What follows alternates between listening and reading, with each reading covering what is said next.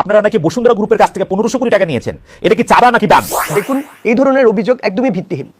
আমরা কোনো টাকা চাঁদা হিসেবে নেইনি ভাই। আমরা ওই দল না যে চাঁদা নিয়ে চলতে হয়। আমাদের দলে অনেক মানুষ আছে যাদের এত সম্পত্তি যে কারো কাছ থেকে নেওয়া লাগে না।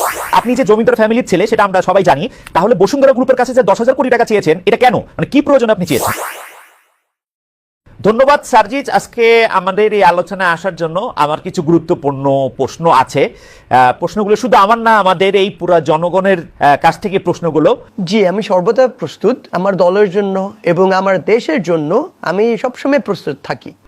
আচ্ছা, প্রথমে তাহলে জানতে চাই যে সাম্প্রতিক আলোচনায় এসেছে আপনারা নাকি বসুন্ধরা গ্রুপের কাছ থেকে 1500 কোটি টাকা নিয়েছেন, এটা কি চাঁদা নাকি দান? আমরা আমাদের সার্ভিসদের নিজস্ব তহবিল থেকেই পরিচালনা করি ভাই। আমাদের দলে অনেক মানুষ আছে যাদের এত সম্পত্তি যে কারো কাছ থেকে নেওয়া লাগে না। তাহলে সাবজিজ, এই যে আপনারা যে রূপায়ণ টাওয়ারের যে অফিসটা নিয়েছেন ওইটার ভাড়া কিভাবে ম্যানেজ করেন, আর এই টাকাটা দেয় কে? আমাদের সমর্থকেরা অনেকেই সাহায্য করেন। যেমন আপনাদের মধ্যে অনেকেই শুভাকাঙ্ক্ষী আছেন যারা আমাদের এমন গাড়ি দেন যাতে আমাদের কাজকর্ম খুব সুন্দরভাবে কার্যক্রম করতে পারে। আচ্ছা, আপনাদের এই সমন্বয়কদের, হ্যাঁ, এক একজনের যে গ্যারেজ ভর্তি এত গাড়ির মালিক হয়ে উঠেছেন, এখন সবারই মনে একটা প্রশ্ন, গাড়িগুলোর উৎস কি, আর এই এত গাড়িগুলো কোথা থেকে আসছে বা আপনারা পাচ্ছেন? ভাই, আপনি এসব নিউজ কোথা থেকে পান?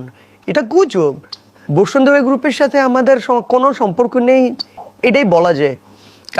কাজের ক্ষেত্রে যতটুকু আছে আপনারা সবাই জানেন এটা। না না, ঠিক আছে, আপনার কথা আমি বুঝলাম। হ্যাঁ, আপনি যে জমিদার ফ্যামিলির ছেলে সেটা আমরা সবাই জানি, তাহলে বসুন্ধরা গ্রুপের কাছে যে 10,000 কোটি টাকা চেয়েছেন এটা কেন, মানে কি প্রয়োজন আপনি চেয়েছেন? দেখুন, এই ধরনের অভিযোগ একদমই ভিত্তিহীন। আমরা কোনো টাকা চাঁদা হিসেবে নেইনি ভাই। আমরা ওই দল না যে চাঁদা নিয়ে চলতে হয়। আমাদের যথেষ্ট পরিমাণ কর্মী আছে যাদের টাকা নিয়ে আমরা আমাদের দলের কার্যক্রম চালাতে পারি। ভাই সার্জিস, আমরা জানবো কিভাবে যে একজনের এপিএস এর নামে 311 কোটি টাকার অভিযোগ? আমার কাছে সবচেয়ে একটা রহস্যময় প্রশ্ন সবসময় থাকে মনে, যে আপনারা কি আলাদিনের কোনো চেরাক পেয়েছেন কিনা?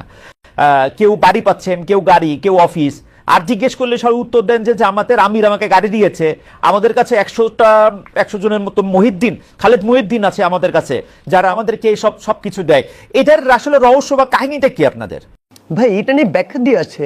হ্যাঁ, ঠিক আছে, আমাদের দলের সবাই জমিদার, কিন্তু আমাদের দলের সবাইকে একটা জবাবদিহিতার মধ্যে দিয়ে যেতে হয়। প্রত্যেকটা সদস্যদের তাদের কর্মীদের নেতৃত্বকে প্রশ্ন করার জায়গা আছে। আমাদের নেতৃত্বে অনেক পরিষ্কার।